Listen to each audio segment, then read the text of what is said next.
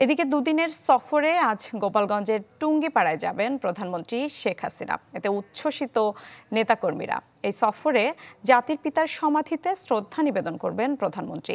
উদ্বোধন করার কথা রয়েছে বঙ্গবন্ধু কর্নার।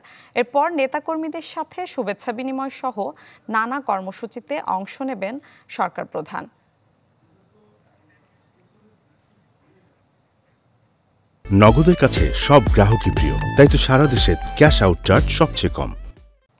প্রধানমন্ত্রীর সফর নিয়ে আরও জানাতে গোপালগঞ্জ থেকে যোগ দিচ্ছেন সহকর্মী বাদল সাহা। বাদল, প্রধানমন্ত্রীর ঠিক আর কি কর্মসূচি রয়েছে, সব মিলিয়ে প্রস্তুতি কেমন দেখছেন? মিলা, পদ্মা সেতুর সমাপনী উপলক্ষে শুধু সমাবেশে মুন্সিগঞ্জের অনুষ্ঠানে যোগদানের পর 2 দিনের সফরে গোপালগঞ্জের টুঙ্গিপাড়ায় আসবেন সরকার প্রধান শেখ হাসিনা।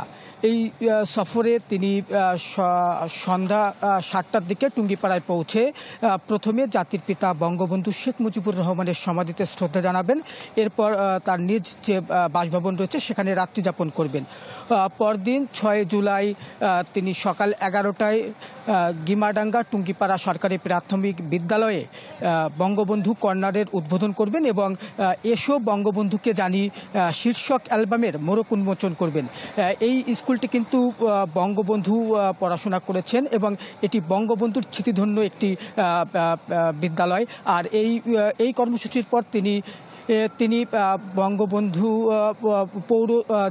পৌর সুপার মার্কেটটি রয়েছে সেটির পরিদর্শন করবেন। আর বঙ্গবন্ধুর এই সমাধিতে শ্রদ্ধা জানাবেন যাওয়ার আগে এবং এই প্রধানমন্ত্রীর সফরকে কেন্দ্র করে ব্যাপক নিরাপত্তা ব্যবস্থা জোরদার করা হয়েছে গোপালগঞ্জে। এই ছিল আমার কাছে গোপালগঞ্জের প্রধানমন্ত্রীর 2 দিনের সবশেষ খবর। বাদল, আপনাকে ধন্যবাদ।